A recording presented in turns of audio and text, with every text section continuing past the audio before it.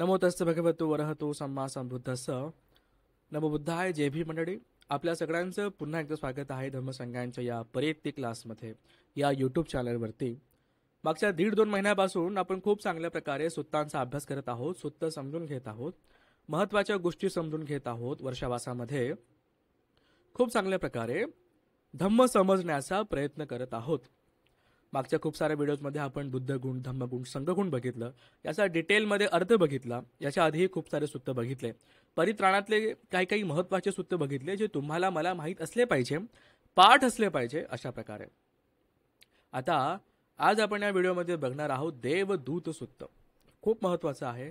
याचा मी आधीसुद्धा वर्णन केलेलं आहे की कशा प्रकारे देवदूत सुत्त आहे, जे तुम्हाला नरकामध्ये गेल्यानंतर सुद्धा तिकडनं वाचवू शकतो, असं हे सुत्त आहे. खूप लोकांना पटणार नाही, काही लोकांना पटेल. कसं ते आपण पुढे बघूया. 21 तारखेला म्हणजे उद्याच संध्याकाळी आपला पाली भाषेचा एक सर्टिफिकेट कोर्स सुरू होत आहे. याच्यामध्ये आपण पाली व्याकरण आणि काही महत्त्वाचे सुत्त शिकणार आहोत. खूप लोकांनी ॲडमिशन घेतले आहेत. ज्यांना ॲडमिशन घ्यायचं असेल तर ते सुद्धा ॲडमिशन घेऊ शकतात. याला वयाची आणि शिक्षणाची अट नाही आहे, फक्त अभ्यास करता आला पाहिजे, हेच रिक्वायरमेंट आहे. घराघरामध्ये पाली गेली पाहिजे, हा माझा उद्देश आहे. मग तुम्ही माझ्याकडनं शिका किंवा कोणा दुसऱ्याकडनं शिका, आपल्या प्रत्येकाच्या घरामध्ये पाली आली पाहिजे, पाली गेली पाहिजे आणि ती समजली सुद्धा पाहिजे. ठीक आहे. आज आपण सुत्त बघूया देवदूत सुत्त. बऱ्याच काळाआधी आपण एक सुत्त बघितलं होतं, तिरोकुड्ड सुत्त. त्या सुत्तामध्ये कशा प्रकारे ते बिंबिसाराचे आधीचे पूर्वज निर्यामध्ये गेलेले असतात, पेत लोकामध्ये गेलेले असतात आणि कशा प्रकारे ते कल्पकल्पांपर्यंत पेत लोकामध्ये असतात. त्यांना तिकडनं बाहेर निघण्यासाठी कुठलंच कारण नसतं, कुठलंच साधन नसतं. आणि म्हणून बुद्ध म्हणतात की तुम्ही त्यांच्या नावाने पुण्यानुमोदन करा, तुम्ही त्यांच्या नावाने दान धर्म करा, जेणेकरून त्यांना तिथे भोजन पाणी जाईल, त्यांना पुण्य जाईल आणि त्यातून त्याची सुटका होण्यासाठी त्यांना मदत होईल. हे आपण बघितलं.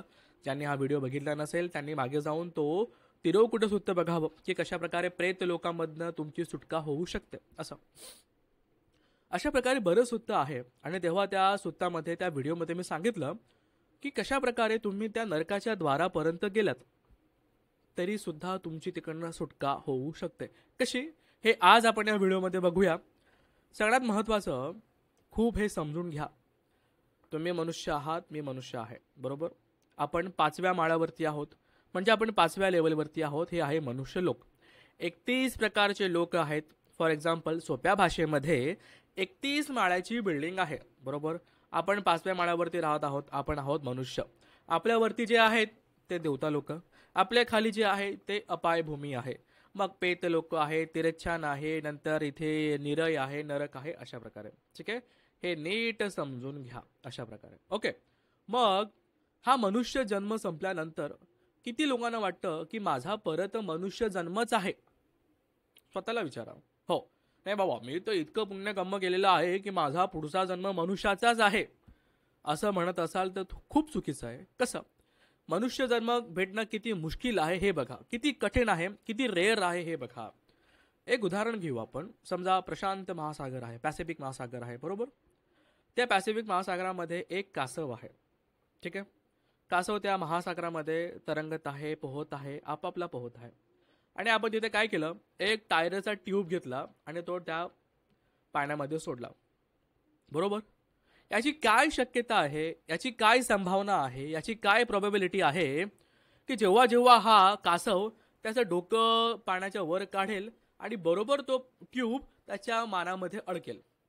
बघा, परत एकदा सांगतो, काय संभाव्यता असेल, काय चान्सेस असतील की जेव्हा पण हा कासव त्याचं डोकं पाण्याच्या बाहेर काढेल, बरोबर तो त्या ट्यूबमध्ये अडकेल. याचे काय चान्सेस असतील हे तुम्ही बघा.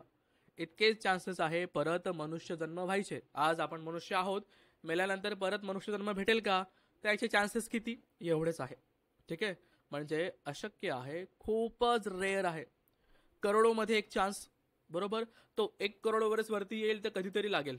ठीक आहे. अशा प्रकारे हे एक सांगण्याचं उदाहरण आहे की इतकं कठीण आहे परत मनुष्य जन्म घेणं. परत मनुष्य जन्म जोच घेऊ शकतो तो ह्या जन्मामध्ये स्वतःपन्न होईल. ठीक आहे. किंवा खूपच चांगल्या प्रकारे त्याचे कुशलकर्म झालेले असतील तरच परत मनुष्य जन्म घेईल. बघ, ठीक आहे. एक सुत्त आहे, नखशिखांत सुत्त. इमॅजिन करा, स्वतःचं हे बोट काढा, इंडेक्स फिंगर काढा, बरोबर. आता प्रत्येकाने आपल्या ह्या नखाकडे बघायचं आहे. बघितलं? आता इमॅजिन करा, कल्पना करा की तुमच्या या नखावरती किती माती किंवा किती धूळ ही साचू शकतं. बरोबर? इमॅजिन केलं हो. इतकं इतकं 1-1.5 सेंटीमीटर पर्यंत किंवा 1 इंचापर्यंत मी इथे त्या मातीचा किंवा धुळेचा मी एक ढिगार बनवू शकतो छोटासा. बनवला? इतका असेल? मी मॅनेज केला. हो. इतके लोक हे मनुष्य लोकामध्ये आहेत. बरोबर? इतके लोक मनुष्य लोकांमध्ये आहेत. आता इमॅजिन करा की या पूर्ण पृथ्वीवरती किती धूळ असेल, किती माती असेल. बरोबर? याची तुलना आणि पृथ्वीवरच्या मातीची धुळीची तुलना करा, तर जितकी धूळ ह्या पृथ्वीवरती आहे तितके सत्व, तितके जीव हे अपाय भूमीमध्ये आहेत असं बुद्ध सांगतात. नखशिखांत सुत्त आहे. ठीक आहे? कळला तर प्रमाण की मनुष्य जन्म मिळणं किती सोपं आहे. सोपंच आहे ना, हे की नाही? याच्या तुलनेमध्ये सोपं आहे की कठीण आहे ते आपण ठरवावं. इतकं कठीण आहे. आणि मग अपाय भूमीमध्ये जाणं, पूर्ण पृथ्वीवरती किती धूळ असेल तितके लोक खाली आहेत. एक उदाहरण आहे समजण्यासाठी. बरोबर? असं खूप चांगल्या प्रकारे आपल्याला मनुष्य जन्म मिळालेला आहे. मागच्या खूप जन्मांचं पुण्य असेल, हजारो लाखो वर्ष निर्यामध्ये असू किंवा तिरच्छांमध्ये असू, एक्का दुक्का लोक असतील की जे देवता लोकांना मनुष्यमध्ये आले असतील, पण ते पण सद्गतीमध्ये असले असतील. आता ते समत विपස්සना करून खूप पुढे चालले गेलेले असतील. आपण खूप मागे आहोत त्या मानाने. ठीक आहे? त्यांच्या मानाने मी एक सुत्त सांगितलं होतं, सारंदद सुत्त. बरोबर? त्याच्यामध्ये बुद्धाने सांगितलं की कोणत्या गोष्टी खूप रेअर आहेत. ते सुत्त पण बघा. आपल्याकडे बुद्ध झालेले आहेत, बुद्धाचं धम्म आहे, बुद्धांचं धम्म आपण समजत आहोत. आता त्याला आचरण करायची गरज आहे, हेच महत्वाचं आहे. बरोबर? बुद्ध वचन आपल्या कानावरती पडत आहात. आपलं खूप सारं पुण्य आहे. आता फक्त याचं आचरण करणं गरजेचं आहे. एवढंच बाकी आहे. जितकं मी आतापर्यंत सांगितलं इतक्या काही मिनिटांमध्ये हे समजणं थोडंसं कठीण आहे, पण ज्याला समजलं तो खूप पुढे आहे. ठीक आहे? आता बघू आपण देवदूत सुत्त. हे सांगायचा अर्थ असा की मनुष्य जन्म मिळणं फार कठीण आहे. बरोबर? आणि मग निर्यामध्ये तुम्ही गेलात, नरकापर्यंत तुम्ही गेलात, तर कशा प्रकारे तुम्ही वाचू शकतात हे आपण आज बघणार आहोत. खूप आधी मी सुद्धा म्हणजे आता 2 महिन्याआधी आपण एक व्हिडिओ बघितला. त्याच्यामध्ये आपण कुशलकर्म बघितलं की वर्षावासाच्या ह्या काळामध्ये आपण कोणते कुशलकर्म केले पाहिजे हे आपण बघितलं. त्याच्यामध्ये शेवटी होतं पत्तीदान, पत्तानुमोदन. ते का महत्वाचं आहे हे आता तुम्हाला कळेल. बघा हे किती महत्वाचं आहे. म्हणून आपण जेव्हा आपण दान धर्म करतो आपण पुण्यानुमोदन केलं पाहिजे. सगळ्या सत्वांना, सगळ्या देवतांना पुण्यानुमोदन केलं पाहिजे. तिथं एक देव असतो. कोण? यम. यम हे हम. बरोबर? यम असतो. यम तुम्हाला वाचवू शकतो. अरे रे रे रे रे, यम आलं, असं कसं काय? हे तर हिंदू धर्माचे देवता लोक इथे आलेले आहेत. अरे रे रे, इथे तर भेसळ झालेली आहे. असे काही लोक बोलत असतील. त्यांना बोलू द्या. बाबासाहेबांनी, तुमचं माझं जेवढं वय नाही तेवढं बाबासाहेबांचा अभ्यास होता. प्रज्ञासूर्य बोधिसत्व यांनी आपल्याला हा धम्म दिलेला आहे. खूप अभ्यास करून, खूप तत्वज्ञानाचं निरीक्षण करून, परीक्षण करून, खूप सारा चाचणी करून त्यांनी आपल्याला हा धम्म दिलेला आहे. त्याच्यावर शंका ठेवणं हे मूर्खपणापेक्षा काही कमी नसेल असं मला वाटतं. बरोबर? हो, काही प्रश्न असतील तुम्हाला, मला काही प्रश्न पडलेले असतील, मग आपण तिथेच अडकायचं का? तिथेच थांबायचं का? प्रश्नपत्रिका सोडवत असताना एखादा प्रश्न जमत नाही, मग असंच बसायचं का? मला हे जमत नाही. आपण काय करतो? तो प्रश्न आपण साईडला ठेवतो, पुढे जातो, पुढचा प्रश्न सॉल्व्ह करतो. असंच करायचं आहे. ठीक आहे? गणित आहे, गणित नाही जमलं साईडला ठेवा, पुढचं गणित बघा, पुढचं गणित सॉल्व्ह करा. असंच आहे. हाच धम्म आहे. आणि जो धम्मा शिकत असताना कुठलीच विचिकित्सा ठेवत नाही, त्याचीच पुढे प्रगती होत जाते. काही काळ लागू शकतो एखादी गोष्ट समजायला. ते आपण पुढे बघूया. आता यमाबद्दल बघू आणि देवदूत बघू. बुद्ध सांगतात सुत्त थोडंसं मोठं आहे, समजायला थोडंसं कठीण पण जाईल, पण समजून घेतलं तर खूपच भलं होईल आणि थोडंसं डोळे उघडतील, थोडेसे चक्षू उघडतील असं आपण समजूया. आपण या सुत्ताला सुरू करूया. आता बुद्ध खूप चांगल्या प्रकारे एक्सप्लेन करतात. बरोबर? खूप चांगल्या प्रकारे. Greatest teacher. समोरच्या विद्यार्थ्याची क्षमता बघून बुद्ध त्यांना धम्म सांगत असे. तो शेतकरी आहे का, राजा आहे का, ब्राह्मण आहे का, एखादा खूप मोठा तत्वज्ञानी हुशार व्यक्ती आहे, त्याला बघून, त्याची बुद्धिमत्ता बघून बुद्ध धम्म सांगत असे. ठीक आहे? बघू आपण देवदूत सुत्त. एवं मे सुतं एकं समयं भगवा सावध्यं विहरती जेतवने अनाथ पिंडिकस्य आरामे. बुद्ध तेव्हा जेतवनामध्ये राहत होते. तत्र को भगवा भिक्खू आमंतेसे. भिक्ख वो. आता बुद्धांनी भिक्षू लोकांना आवाज दिला, भिक्ख वो. मग ते म्हणते हो भदंते, हो भंतेजी बोला. मग असं करून आता बुद्ध हे सूत्र सांगायला सुरू करतायत. कसं? सयथापि जसं काही, जसं की, सयथापि जसं की, भिक्कवे भिक्षुंनो, द्वे अगारा स्वद्वारा. जसं दोन घरं आहेत आणि त्या दोघांना दारं आहेत समजा, आणि एखादा व्यक्ती तत्थ चक्षुमा पुरिसो मध्ये ठितो पस्य ये मनुष्य गेहं पविसंतेपी निखमंतेपी. दोन घरं आहेत, त्यांना दारं आहेत, आणि एक व्यक्ती त्याच्या मध्ये उभा आहे. तो दुरून त्या दोघी घरांना बघतोय. त्याला दिसतंय की लोक त्या घरातनं प्रवास करत आहेत, लोक घराच्या आतमध्ये जात आहेत, लोक घरातून बाहेर येत आहेत, फिरतायत, इकडे तिकडे जात आहेत. बरोबर? अशाच प्रकारे एवं खो एवमेव खो अहं भिक्कवे, अशाच प्रकारे मी भिक्षुंनो दिव्यना चक्षुना विशुद्धेन, दिव्य चक्षुने, दिव्य चक्षु काय? 6 प्रकारचे इद्दी आहे, त्याच्यापैकी एक आहे दिव्य चक्षु, म्हणजे समोरच्या व्यक्तीची गती काय आहे ते त्याला दिसतं. बरोबर? अरहंतांना हे प्राप्त होतं. स्वतःपन्न मग्ग फलापासून लोकांना हे प्राप्त व्हायला सुरू होतं. बुद्धांना तर आहेच. मग त्याच प्रकारे अतिकंत मानुसकेन सत्ते पस्सामी चवमाने उपपज्यमाने हिणे पणिते सुवर्णे दुब्बंडे सुगते दुग्गते यथा कम्म उपगे सत्ते पजानामी. बुद्ध काय म्हणतात की जसं एक व्यक्ती घरातून काही लोकांना येताना जाताना बघतोय, तसा मीच बघतो. मी या सगळ्या सत्वांना बघतो की हे कुठे उत्पन्न होत आहेत, कुठे नष्ट होत आहेत, यांची सुगती आहे का दुगती आहे, हे मी सगळं बघत असतो. कारण की दिव्यचक्कू आहे म्हणून आपण त्यांना लोकोत्तर म्हटलं गेलेलं आहे. आपण त्या अवस्थेवरती पोहोचलेले आहेत की त्यांना ही 31 माळ्याची बिल्डिंग आरामात ते बघू शकतात. असं मग बुद्ध पुढे म्हणतात, एमेवत भो सत्ता काय सुचरितेन समन्नागता, वची सुचरितेन समन्नागता, मनो सुचरितेन समन्नागता, अर्यानं अनुपवादका सम्मादिठ्ठिका सम्मादिठ्ठी कम्म समाधाना ते कायस्थ भेदा मरणा सुगतिं सग्गं लोके उपपन्ना. जे व्यक्ती, सोप्या भाषेत सांगतो, जे व्यक्ती काये सुचरितेनं, काया वाचा मनाद्वारे कुशल कर्म करतात, आर्य असा धम्म जो सांगितलेला आहे त्याला पालन करतात, सम्मादिठ्ठी असते. आपण मिच्छादिठ्ठी बघितली, सम्मादिठ्ठी बघितली मागच्या काही व्हिडिओमध्ये, ते बघा. सम्मादिठ्ठीच्या अनुषंगाने तो त्याचं काम करत असतो, समत विपස්සना करत असतो. त्याचं काय होतं? ते कायस्थ भेदा. ते व्यक्ती मेल्यानंतर कायस्थ भेदा, ही काया संपल्यानंतर मरणा, मेल्यानंतर सुगतिं सग्गं लोकं उपपन्ना, असे लोक स्वर्गामध्ये उत्पन्न होतात. असं कोणते लोक? जे काया वाचा मनाद्वारे कुशल कर्म करतात, ते मेल्यानंतर स्वर्गामध्ये उत्पन्न होतात. हे बुद्ध बघतात, बुद्धांनाही दिसतं. बरोबर?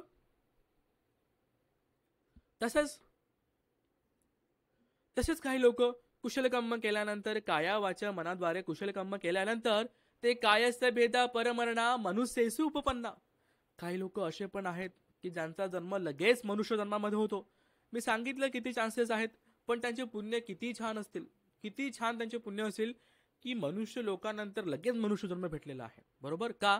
कारण त्यांनी काया वाचा मनाद्वारे कुशल कर्म केलेलं आहे.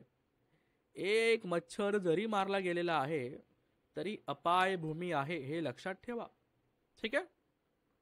पुढे मग आता बुद्ध म्हणतात याच्या विरुद्ध. आता कसं की जो काय दुचरितेनं वची दुचरितेनं मनो दुचरितेनं समन्नागता अर्यानं उपवादका मिच्छादिठ्ठिका मिच्छादिठ्ठी कम्म समाधाना ते कायस्थ भेदा परमरणा पेत्ती विषयं उपपन्ना. जो व्यक्ती काया वाचा मनाद्वारे अकुशल कर्म करतो, मेल्यानंतर तो प्रेत लोकांमध्ये जातो असं म्हणतात. परत तशाच प्रकारे कोणी कोणी काया वाचा मनाद्वारे खूप सारे अकुशल कर्म केले असेल तर काय होतं? ते कायस्थ भेदा परं मरणा तिरच्छान योनी. परत तिरच्छान योनी म्हणजे प्राणी मात्रांमध्ये जे प्राणी आहेत, कुत्रा मांजर वगैरे वगैरे आहे, त्याच्यामध्ये जाऊन मरतात, तिथे जातात, त्या योनीमध्ये जातात. अशा प्रकारे जो कोणी परत बघा, आता हे जे जन्म होत आहेत ना, त्यांचं कर्म किती हेवी आहे, किती जड आहे, त्याच्यावरनं त्यांचा पुढचा जन्म होतो, पुढची पटिसंधी होते. ठीक आहे? हे लक्षात घ्या, हे खूप महत्वाचं आहे. पुढे तसंच काय दुचरितेनं वची दुचरितेनं मनो दुचरितेनं मिच्छादिठ्ठिका मिच्छादिठ्ठी कम्म समाधाना ते कायस्य भेदा मरणं ते कायस्य भेदा परं मरणा अपायं दुर्गतिं विनिपातं निरयं उपपन्ना. निरय म्हणजे काय? नरक. नरक कसं आहे ना, हे खूप साऱ्या जातकांमध्ये आपल्याला बघायला मिळतं. या सुत्तामध्ये सुद्धा पुढे नरक खूप चांगल्या प्रकारे दिलेला आहे. एकदा वाचा, अंगावर काटे येतील. मग त्याचे कर्म खूप हेवी असतील, खूपच अकुशल कर्म केलेले असतील, ते सरळ जाऊन निर्यामध्ये उत्पन्न होतात असं बुद्ध सांगतात. बरोबर. आणि असं बुद्ध बघतायत, अरे याने असं कर्म केलं म्हणून इथे गेला, याने असं कर्म केलं म्हणून इथे गेला, अशा प्रकारे. ठीक आहे, नीट समजून घ्या. मग आता बुद्ध पुढे म्हणतात, काय होतं आता निर्यामध्ये तुम्ही गेले. निर्या म्हणजे नरक. नरकामध्ये कोणी एखादा व्यक्ती गेला तर काय होतं. तमे ना भिक्कवे निरेपाला नाना बाहुसु गहेत्वा यमस्तरयोद असेंती. बुद्ध सांगतात यमाबद्दल. काय करतात, एखादा सत्व एखादा व्यक्ती त्या निर्यामध्ये गेला, निरेपाल जे लोक तिथं असतील ते त्याचे दोघी हात पकडून त्याला कोणाकडे घेऊन जातात, यमाकडे. यमरयोद असेंती, यमाकडे त्याला उभं करतात आणि म्हणतात, अयं देव पुरिसो अमत्तेयो अपेत्तेयो असामयो अब्राह्मण्यो न कुले जेठा पचाई इमस्त देवो दंडंगपणे दूती. हे बघा देव, हे बघा राजे, याने याच्या आई वडिलांची सेवा केली नाही, पिताची सेवा केली नाही, ना कोणत्या श्रमण ब्राह्मणाची सेवा केली, ना याने याच्या कुलामध्ये याच्या समाजामध्ये कोणाची सेवा केली वगैरे वगैरे, असं काहीच केलं नाही. अकुशल कर्म केले असतील, याला तुम्ही आता दंड द्या असं म्हणतात. मग तेव्हा तमेन भिक्कवे यमो राजा. आता भिक्षून काय होतं माहितीये, हा जो यमराजा काय करतो माहितीये, पठम देवदूत समनु युंजती समनु गाहती समनु भासती. तो सांगतो, एक्सप्लेन करतो, विचारतो. काय, पठम देवदूत. आता देवदूत काय असतो, देवाने पाठवलेला दूत आहे, त्याचं काहीतरी काम आहे. बरोबर. दूत काहीतरी संदेश सांगतो, काहीतरी माहिती सांगतो, काहीतरी सूचना देतो. बरोबर, असंच ना. मग आता हा जो यम आहे तो पहिलं देवदूत विचारतो, सांगतो. काय काय बोलतो बघा, अंभो पुरुषो हे हे हे मनुष्या, न त्वंगदस्त मनुष्येसु पठमंग देवदूतं पातु भवंती. हे मनुष्या, तू ह्या मनुष्य लोकांमध्ये पहिलं देवदूत बघितलं नाही का. काय म्हणतो मनुष्य, सो एवं गावा. तो म्हणतो ना दस्तंग म्हणते ती, की नाही मी तर नाही पाहिलं. मग तेमेरंग भिक्कवे यमो राजा एव माह. मग यमराज म्हणतो, अंबपुरिसो न त्वंग अदसंग मनुष्यसी दहरंग कुमारंग मंदंग. तू असा एखादा लहान मुलगा बघितलाय, छोटस बाळ, उत्तान सेयकंग, जो स्वतःच्या पाठीवरती झोपलेला असतो, सके स्वतःच्या मुत्त करीसे पल्लीपनंग से मानंग. तो स्वतःच्या घाणीमध्ये, मूत्रामध्ये, त्या घाणीमध्ये, शिसूमध्ये तो पलीपन्नंग, तिथे तो घाण झालेला आहे, मलित झालेला आहे, से मानक. अशा प्रकारे सांगायचा अर्थ, लहान मुलांनी जन्म घेतलेला आहे, तो तिथे शी सू करतो, त्याला तो स्वतःची स्वच्छता करू शकत नाहीये. बरोबर. आणि तसाच तो पडलेला असतो, जोपर्यंत कोणा दुसऱ्याचं लक्ष जात नाही तोपर्यंत. हे तू बघितलं नाही का. तो व्यक्ती म्हणतो, हो मी तर बघितलं. सांगायचा अर्थ असा की पुढे तो विचारतो की तू तर हुशार मुलगा आहे, तू तर हुशार व्यक्ती होता ना, तसं तू विन्यूस्त, तू तर हुशार आहे. सतो महल्ल कसं, तू आता म्हातारा पण झाला, इतकं वय तू चाललं गेलं, तुला कळलं नाही का की तू पण अहम पी जाती धम्मो जाती अनतितो अनतितो, की तुझा पण जन्म झालेला आहे, तू पण अशा प्रकारे जन्म घेणार आहे, तू पण अशा घाणीमध्ये मरणार आहे, असाच तू लहान मुलासारखा होणार आहे, तुला हे कळलं नाही का. एखादा लहान मुलगा हा पहिलं देवदूत आहे असा यम म्हणतोय. त्या मुलाने जन्म घेतला, तो रडतोय, किंचाळतोय, आकांत करतोय, घाणीमध्ये पडलेला आहे. जोपर्यंत दुसरा कोणी त्याला साफसफाई करत नाही, तो तसाच पडून राहील. त्याला बघून तुला असं वाटलं नाही का की हा मनुष्य जन्म असाच आहे, तू परत असाच जन्म घेशील, असा त्रासामध्ये असशील, अशा प्रकारे. मग हंदा अहं कल्याणं करो मी कायेन वाचायन मनसाती. मग का नाही मी असं कुशल कर्म करू की ज्याने परत माझा असा जन्म होणार नाही.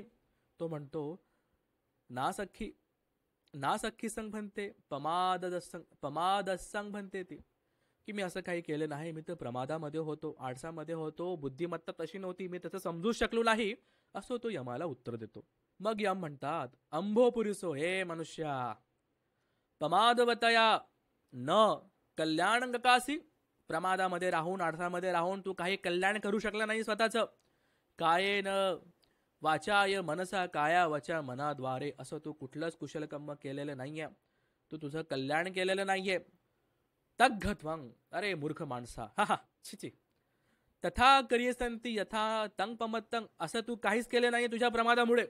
मग तंखोपन ते एतं पापकर्मं, आणि जे तू पापकर्म केलेलं आहे या प्रमादामध्ये राहून, नेव मातरं कतं न पितरा कतं न भातरा कतं न भगिनिया कतं न मित्त अमच्छेहि कतं न याती सालोहि तेहि कतं न समण ब्राह्मणेहि कतं न देवताहि कतं.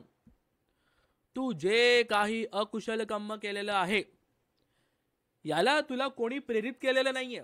ना तुझ्या आई वडिलांनी, ना तुझ्या भावाने, ना तुझ्या बहिणीने, ना तुझ्या मित्रांनी, नाही तुझ्या नातेवाईकांनी, नाही कोणत्या समण ब्राह्मणांनी, नाही कोणत्या देवताने तुला असं अकुशल कर्म करायला लावलेलं नाहीये. तू स्वतः त्याला केलेलं आहे. तया वेतं पापकर्मं कतं, तूच असे पापकर्म केलेलं आहे आणि म्हणून तू या ठिकाणी पोहोचलेला आहे. आणि म्हणून त्वंगये वेतस्य विपाकं पटी संवेदिससी, आणि हा सगळ्या पापकर्माचं विपाक तुलाच भोगावं लागणार आहे, असा यमदूत म्हणतो. हे झालं पहिलं देवदूत. मग पहिलं देवदूत सांगितल्यानंतर आता यम दुसरं देवदूत विचारतो की तू हे दुसरं देवदूत बघितलं का, दुसरा संदेश बघितला का. तो म्हणतो नाही. कोणतं कोणतं देवदूत. तेव्हा यम म्हणतो अंबपुरीसो वतंगदस्त, तू बघितलं नाही का, मनुष्यसु या मनुष्य लोकामध्ये एथी वा पुरुषं वा मनुष्य एखादा बाई किंवा माणूस जिन्नं गोपानसिंविकं भोग्गं दंडपरायणं पवेदमानं गच्छन्तं आतुरं गतयोब्बनं खंडदत्तं पलितकेसं विलूनं खलितसीरं वलिनं तिलका हतगत्तंती. बापरे, तू बघितलं नाही का, एखादा व्यक्ती म्हातारा झालेला आहे, खूपच जीर्ण झालेला आहे, त्याच्या हातामध्ये काठीशिवाय तो चालू शकत नाहीये. गत योब्बनं, म्हातारा झालेला आहे, एकदम सुडका झालेला आहे, अंगात जीव नाही, हातापायात जोर नाहीये. खंडदत्तं, दात पडलेलं आहेत. पलित केसन, केस नाहीत किंवा केस पांढरे झालेली आहेत. शरीर एकदम झुकलेलं आहे, कुबड निघालेलं आहे, थरथरत थरथरत चालतोय.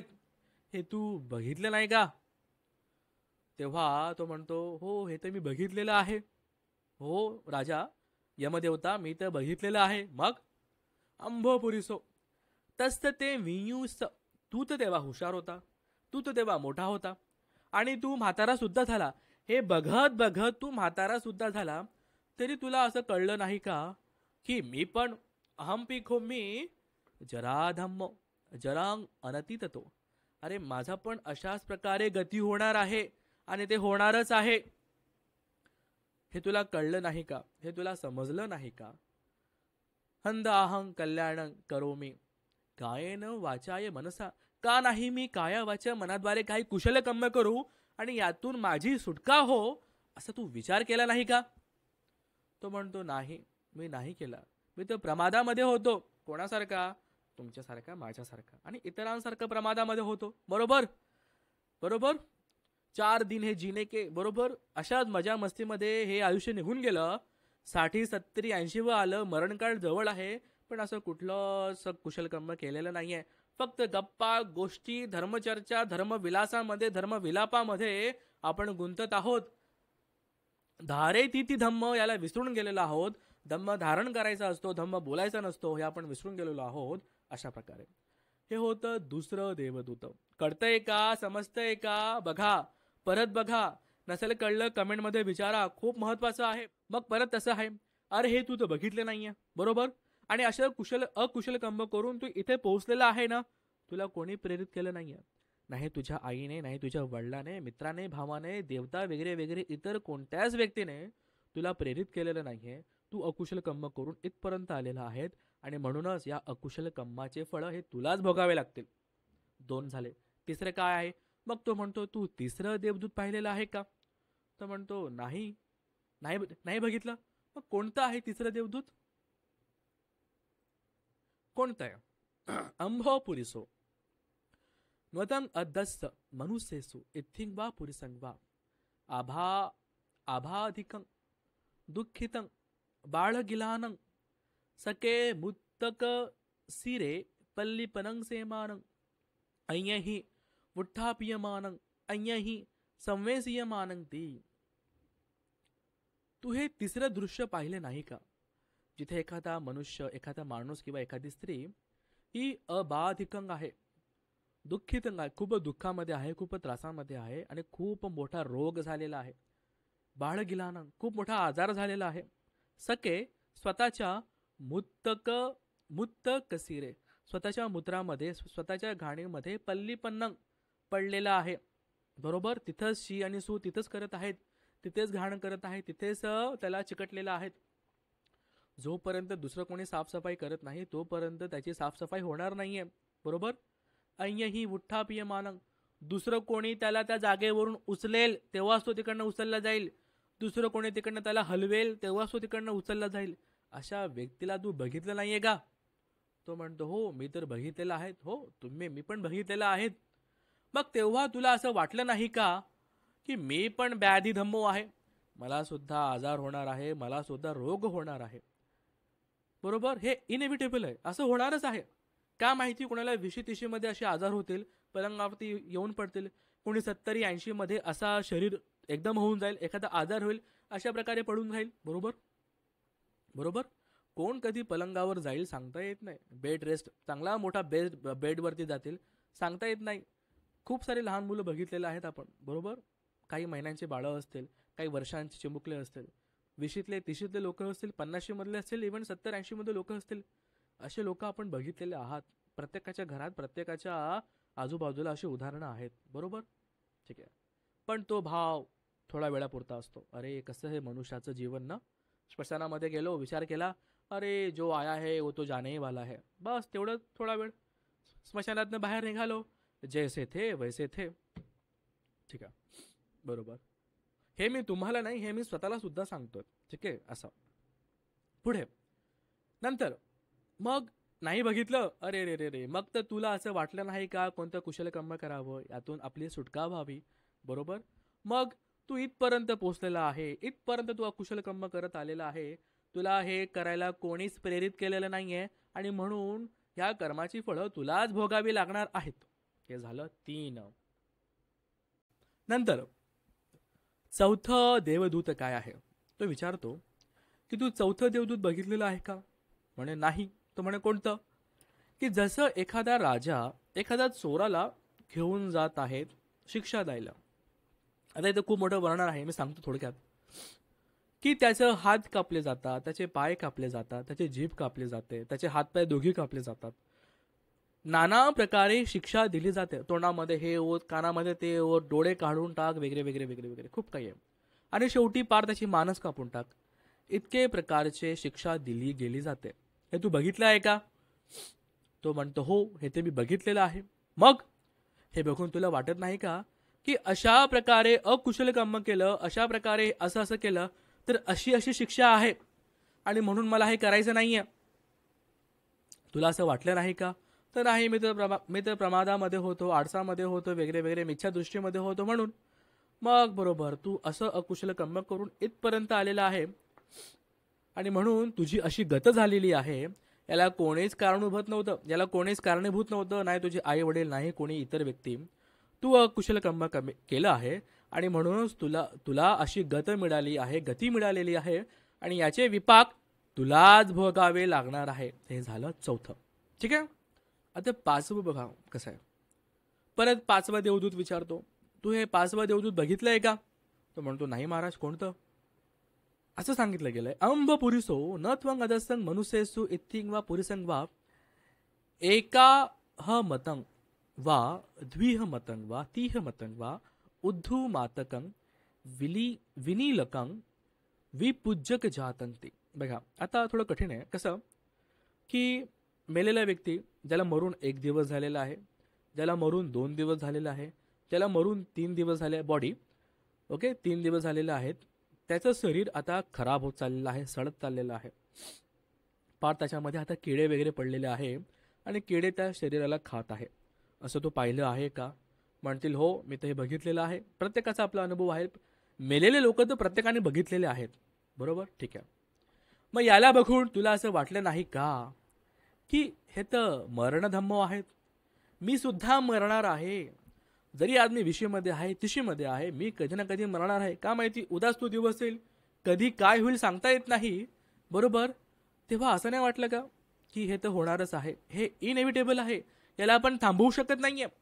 तर का नाही मी माझ्या काया वाचा मनाद्वारे काही कुशल कर्म करू आणि यातून माझी सुटका हो, असं तुला वाटलं नाही का? तर म्हणतो नाही, मला नाही वाटलं, मी तर प्रमादामध्ये होतो, मी कुठलंच कुशल कर्म केलं नाही. मग तू पाचही प्रकारचे देवदूत बघितले नाहीये, बरोबर, आणि म्हणूनच तुझी ही गत झालेली आहे.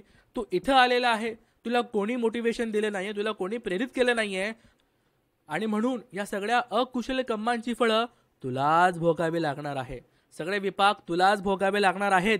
अशा प्रकारे हे 5 प्रकारचे देवदूत आहेत, जो यम त्या व्यक्तीला विचारतो. पुढे सुत्त अजून मोठं आहे. पुढे असं सांगितलं गेलं की ह्या व्यक्तीला कशा प्रकारे नरकामध्ये नाना प्रकारे शिक्षा दिली जाते. खूप मोठा काळ असतो हा निर्यामध्ये, खूप असंख्य कल्पांपर्यंत तुम्ही तिथे तुमची शिक्षा भोगत असतात. जेवढे कर्म असतील तितकी शिक्षा मिळते. कोणी किती वेळ राहतो ते त्याच्या त्याच्या कर्मावरती डिपेंड आहे. कर्माचे विपाक संपले की तिकडनं तो मरून तो दुसऱ्या ठिकाणी उत्पन्न होऊ शकतो, अकॉर्डिंग टू कर्म, त्याचं कर्म कसं आहे त्याच्यावरती. ठीक आहे, हे तर आहे. सुत्तामध्ये खूप डिटेलमध्ये सांगितलं गेलेलं आहे की कशा प्रकारे शिक्षा होते. ते मी वाचत नाही, अजून 1 तास लागेल, पण वाचा. मध्यम निकायामध्ये सुत्ता आहेत, नीट वाचा. नरकामध्ये कुठली कुठली फळं मिळतात ते बघा, फार महत्त्वाचं आहे. आता आपण जाऊ याच्या अट्टकथेमध्ये की कशा प्रकारे हा जो यमराजा आहे ना, हा एक देवराजा आहे. तो तुमच्यावरती अनुकंपा पण करतो. तो बघतो, अरे मी असं कसं मंगल करू, त्याला मी कसं वाचवू. तो स्वतः तुमची मदत करण्यासाठी त्या ठिकाणी उभा आहे. यमाला काय गरज तुम्हाला विचारायची, अरे तू हे केलंय का, ते पाहिलंय का, ते पाहिलंय का, फेकायला नरकामध्ये, बरोबर. पण नाही, तो पण एक देवराजा आहे. पुढे बघू आपण की अट्टकथेमध्ये तो कसं तुम्हाला वाचवतो. ठीक आहे, ह्या सुत्ताच्या आधी तुम्ही जेव्हा वाचाल तेव्हा खूप सारे प्रकारे नरकामध्ये शिक्षा दिलेल्या आहेत, ते दाखवलेले आहेत. ते नक्की वाचा, आरामामध्ये वाचा. ठीक आहे, खूप महत्त्वाचं आहे. खूप एक निगेटिव्ह मोटिवेशन त्याच्यामध्ये आहे की अशा प्रकारे आपल्याला अकुशल कर्म करायची नाही आहेत, ते सुद्धा वाचा. आता आपण बघू अट्टकथेमध्ये काय सांगितलं गेलेलं आहे. हा जो राजा आहे ना, हा काय करतो बघा. आता तुम्ही मी कुशल कर्म करतो आणि आपण पुण्यानं मोदन करतो, बरोबर. सगळ्या देवता लोकांना, सगळ्या प्राण्या मात्रांना, सगळ्यांना पुण्यानं मोदन करतो. तिथे यम पण आहे. नीट समजून घ्या मी काय बोलतोय. व्हिडिओ मोठा झाला माहिती आहे, पण नीट समजून घ्या. आपण सगळ्यांना पुण्य पाठवतो आहेत, सगळ्या देवतांगणांपर्यंत हे पुण्य जात आहे. पुढे आता समजा एखादा व्यक्ती, तुम्ही आणि मी, कदाचित कोणी दुसरा व्यक्ती नरकापर्यंत गेला आणि तेव्हा यम असे प्रश्न विचारतो. तेव्हा ज्यांचं पुण्य थोडं स्ट्रॉंग असतं ना, त्यांना ह्या गोष्टी आठवतात. हो, अरे हे मी तर पाहिलेलं आहे, हो मला हे माहिती होतं, म्हणून मी असं असं कुशल कर्म केलेलं आहे, बरोबर. आणि मग यम सुद्धा आठवतो, अरे याने कुशल कर्म केलेलं आहे का. ठीक आहे, आता इथे काही उदाहरणं दिलेले आहेत की यमापर्यंत काही लोक पोहोचले. यमाने त्यांना काही प्रश्न विचारले, त्यांनी प्रश्नांची उत्तरं दिले.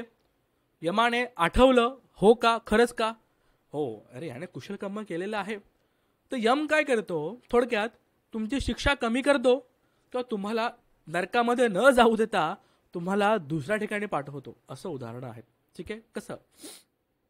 आता इथे उदाहरणं आहेत कसं. एको किर अमच्छो सुमन पुप्फ कुंभेन महाचेतियं पूजयित्वा यमस्य पत्तिंगदासी. काय केलं, एक असा व्यक्ती होता ज्याने महाचेतीय, खूप चांगल्या फुलांनी त्याने त्या चैत्याची, स्तूपाची पूजा वंदना केली आणि मग जे काही पुण्य कमवलं आहे ना, सारे प्राणी सुखी हो, सर्वांचे मंगल हो, सर्वांचे कल्याण हो, असं आपण म्हणतो. तर देवताला, यमाला सुद्धा पुण्य पाठवलं. साधुकार आहे. ठीक आहे, आणि मग काही त्याच्या अकुशल कर्मामुळे तो काय झालं, निरय निब्बितं यमस्य संतेकिंग अयुस्सु. त्याच्या काही अकुशल कर्मामुळे तो निर्यामध्ये गेला आणि तो यमासमोर उभा राहिला. त्याने काही कुशल कर्म केलेलं आहे, त्याने महाचेताची, जी महाचैत्य होतं, स्तूपाची पूजा वंदना केली आहे, त्याने काही कुशल कर्म पण केले असतील, पण काही अकुशल कर्म केले असतील, आणि म्हणून तो निर्यामध्ये गेला, यमासमोर उभा राहिला. मग यम त्याला 5 प्रश्न विचारतो. तू पाहिलंय का, तो पण बघतो, तो पण आठवतो, त्याला काही आठवत नाहीये. मग आता यम त्याला विचारतोय, काय म्हणतो, ननु त्वं, यम त्याला विचारतोय, ननु त्वं महाचेतियं सुमन पुप्पं कुंभेन पूजित्वा मह्यं पत्ती अदासी. तुला आठवतंय का, तू त्या दिवशी त्या महाचैत्याला पूजा वंदना करून तू पुण्यानुमोदन केलं होतं आणि तू मला सुद्धा पुण्य पाठवलं होतं. तो आठवतो. तस्मिन काले सरित्वा देवलोकंगतो. त्याला ते आठवतो, तो सांगतो आणि मग तिकडनं तो देवता लोकांमध्ये जातो. असे 2-3 इथे उदाहरणं आहेत. ठीक आहे. सांगायचा अर्थ असा, हे 5 प्रश्न केल्यानंतर देवता यम त्याला विचारतो की तू काही कुशलकर्म केलेलं आहे का. ज्या लोकांनी खूप चांगल्या प्रकारे कुशलकर्म केले असतील त्यांना ते आठवेल, बरोबर, त्यांना ते आठवेल. आणि ज्यांना काहीच कुशलकर्म केले नसेल त्यांना ते आठवणारच नाही. म्हणून कुशलकर्म पण तेवढं हेवी पाहिजे, बरोबर. त्याच्यानंतर जर आपण पुण्यानुमोदन करत असताना जर यमाला सुद्धा पुण्य पाठवलेलं असेल तर यम तिथे आठवतो की ह्या सत्वाने मला कुठलं पुण्य अर्जित केलं आहे का, मला पुण्यानुमोदन केलं आहे का, हे सुद्धा यम त्या ठिकाणी बघतो. आणि जर ते यमाला सुद्धा आठवलं तर तुमची निर्यापासून थोडीफार सुटका होऊ शकते, असं आहे. मग तुम्ही म्हणाल, आता तर मी चोरी पण करेल, व्यभिचार पण करेल, हे पण करेल, ते पण करेल, आणि मग कुठल्या एका विहारामध्ये जाऊन मी कुशलकर्म करेल आणि यमाला पुण्यदान करून टाकेल, चिवरदान करेल, यमाला पुण्यदान करेल, बरोबर. कोणाचा मच्छर मारो, कुत्रा मारो, एखाद्या माणसाला मारो, व्यभिचार करो, ठीक आहे, आणि मग मी यमाला पुण्यदान करेल, असं नाही आहे. हे काही अपवाद आहेत, असं मी म्हणतोय. हे काही अपवाद आहेत की ज्यांची अकुशल कर्म होते पण कुशल कर्म खूपच स्ट्रॉंग होते, बरोबर. आणि म्हणून त्याच्यासमोर हे अकुशल कर्म काहीच नव्हते आणि म्हणून तिकडनं सुगती झाली, बरोबर. मग समता विपश्यना करून सगळे हे अकुशल कर्म बाहेर काढता येतात, विपाक बाहेर काढता येतात. अशा प्रकारे लोकांची गती होते. असे 1-2 उदाहरणं या ठिकाणी आहेत. होऊ शकतं, पॉसिबल आहे. शिक्षा कमी होऊ शकते किंवा निर्यचं द्वारच बंद होऊ शकतं. अशा प्रकारे देवदूत सुत्त आहे. हे सुत्त सांगायचा किंवा समजायचा अर्थ आपला हाच होता की 5 प्रकारचे देवदूत आपण बघितले. पहिलं एक बाळाचं बघितलं, दुसरं आजारी व्यक्तींचं बघितलं, तिसरं म्हाताऱ्या व्यक्तींचं बघितलं, चौथं चोराला शिक्षा देतो ते बघितलं, 5वं बघितलं की एखादा व्यक्ती मरून 1 दिवस, 2 दिवस, 3 दिवस झालेले आहेत, वेगळे वेगळे. हे 5ही देवदूत आपल्यासाठी देवदूत आहेत. आपल्यासाठी संदेश आहे की अशी गत सुद्धा होऊ शकते. म्हणून कुशलकर्म करा, समता विपश्यना करा आणि चांगल्या प्रकारे कुशलकर्म करून निर्यामध्ये जाण्याची वेळ येणार नाही, असं काहीतरी करायचं आहे. पुढे जर कुशलकर्म केल्यानंतर जर तशी वेळ आली तर यम तर आहेच, वाचवू सुद्धा शकतो किंवा शिक्षा सुद्धा कमी करू शकतो. आता हे खूप लोकांना पटणार नाहीये, पटलं नाही तरी चालेल, पण महत्वाचं काय आहे, सील समाधी पैया, एवढं जमतंय का, बस. स्वर्ग नरक याच्यामध्ये गुंतायचंच नाहीये, अजिबात नाही. हे ऐकायला, चर्चा करायला, डिस्कशन करायला वा वा वा वा खूप छान वाटतं. अरे मग स्वर्गामध्ये असं होतं, निर्यामध्ये असं होतं, त्या फक्त बोलण्याच्या बाता आहेत. आपल्यासाठी उदाहरणं आहेत, असं केल्याने असं होतं, असं केल्याने असं होतं. पण मेन काय आहे, सील समाधी पैया, याच्या व्यतिरिक्त धम्म नाही आहे. आपण पंचशीलाचं पालन करतोय का, आपण अष्टशील घेतोय का, आपण आनापान विपश्यना करतोय का, हेच गोष्ट आहे. याच्या पलीकडे धम्म नाही आहे. मग हे सारे सुत्त तर मोटिवेशन आहे, काही उदाहरणं आहे, ठीक आहे, असं याला आपण समजूया. देवदूत सुत्तामध्ये 5 देवदूत आहेत, त्याला बघा, त्याला समजूया आणि सगळं मरणधम्म आहे हे सुद्धा आपण जागवूया. मनुष्याचा जन्म किती कठीण आहे हे सुद्धा आपण बघितलं, बरोबर. नखशिखांत सुत्ताचं उदाहरण दिलं मी. हे आपल्याला बघायचं आहे, हे आपल्याला समजायचं आहे. अशा प्रकारे आपण मध्यम निकायामधलं देवदूत सुत्त बघितलं आहे. थोडंसं हेवी होतं, थोडंसं कठीण होतं. यमाबद्दल आपण बघितलं, यम कशा प्रकारे आपली मदत करू शकतो हे सुद्धा आपण बघितलं. आपल्याला याला खूप चांगल्या प्रकारे समजून घ्यायचं आहे. काही लोकांना पटलं नसेल, काही हरकत नाही आहे, साईडला ठेवा, पण सील समाधी पैयेवरती काम करायला सुरू करा, बस एवढंच म्हणणं आहे. अशा प्रकारे खूप इंटरेस्टिंग छान छान सुत्त आहेत, हे सुद्धा आपण बघणार आहोत. आता उद्यापासून पालीचा एक कोर्स सुरू होत आहे, सर्टिफिकेट कोर्स आहे, 6 महिन्यांपर्यंत हा चालेल. असे सुत्त छान छान सुत्त सांगितलं जातील. सामान्य फलसुत्त आहे, धम्मचक्र पवतन सुत्त आहे. मी गॅरंटी देतो, स्वतःची बढाई नाही करणार पण गॅरंटी देतो, अशा प्रकारे सुत्त शिकवेल की तुम्ही ते इतरांना समजावू शकतात, शिकवू शकतात. अशा प्रकारे असे काही सुत्त आहेत, असे काही ग्रामर आहे, आपण ते बघूया या सर्टिफिकेट कोर्समध्ये. आणि नंतर कधी ते परत आपण यूट्यूबला आपण टाकूया. ठीक आहे, ज्यांना शक्य आहे नक्की ॲडमिशन घ्या. कोणाला काही शंका डाऊट्स असेल, इतर काही प्रॉब्लेम असेल तर नक्की कोर्स संबंधी काही प्रॉब्लेम असेल, काही शंका असेल, मला विचारू शकतात. माझ्या व्हॉट्सअपवरती मला संपर्क करा. कोर्समध्ये ॲडमिशन घ्या. घराघरामध्ये पाली गेली पाहिजे, हा माझा उद्देश आहे. ठीक आहे, ओके. कारण की पाली जिवंत राहील तर धम्म जिवंत राहील आणि धम्म लोकांपर्यंत जाईल. लोक म्हणतात भेसळ आहे. कशी भेसळ आहे ते बघा. मग हे पण तुम्हीच ठरवा की भेसळ आहे की नाही आहे. तर तुम्ही आणि मी पालीचा अभ्यास केलाच नाही तर भेसळ आहे की नाही हे कसं कळणार. आणि जर आपण पाली शिकलोच नाही मग तर भेसळ तर होणारच आहे. ऐरा गैरा कोणी पण येईल, कोणतं पण व्हॉट्सअपवरती किंवा इंस्टाग्रामवरती एखादी रील बनवत जाईल आणि बेसड होत जाईल. त्याला काउंटर कोण करेल? तुम्ही आणि मी. तुम्हाला मला माहीत असेल तर आपण त्यांना उत्तर देऊ शकतो. आपण खरा धम्म लोकांपर्यंत आणू शकतो. बरोबर? ठीक आहे, याला आपण खूप चांगल्या प्रकारे समजूया. ज्याला शक्य आहे त्याने नक्कीच या कोर्समध्ये ॲडमिशन घ्या. हा व्हिडिओ कसा वाटला कमेंटमध्ये सांगा. काही प्रश्न असेल तर नक्की विचारा, मनोगत व्यक्त करा. आज आपण देवदूत सुत्त बघितलेलं आहेत. बुद्धांचा धम्म इतका पण सोपा नाही आहे. ठीक आहे, जटिल पण जटिल आहे, सोपं पण सोपं आहे. ज्याला जसं घ्यायचं आहे तसा तसा आहे. ठीक आहे, चालेल. आज आपण हा सुत्त समजण्याचा प्रयत्न केलेला आहे. खूप चांगल्या प्रकारे असेच खूप छान छान सुत्त आहेत, ते सुद्धा आपण बघूया भविष्यकालामध्ये. ह्या पुण्याच्या प्रतापाने आपण धम्माचं संगायन करत आहोत, धम्म जिवंत ठेवण्याचा प्रयत्न करत आहोत. आणि आज आपण देवदूत सुत्त ऐकून जे काही पुण्य कमवलं आहेत या सगळ्या देवतांना मिळो. ह्याच पुण्य यमदेवताला मिळो. आमची रक्षा करो. कधी त्या ठिकाणी जाण्याचा जर अपाय योग आलाच तर ते आमची रक्षा करो. आमचे कुशलकर्म आम्हाला त्या ठिकाणी आठवो आणि अशा दुर्गतीपासून आमचं रक्षण हो, आमची सुगती हो. या पुण्याच्या प्रतापाने तुमचं माझं आपल्या सगळ्यांचं मंगल हो.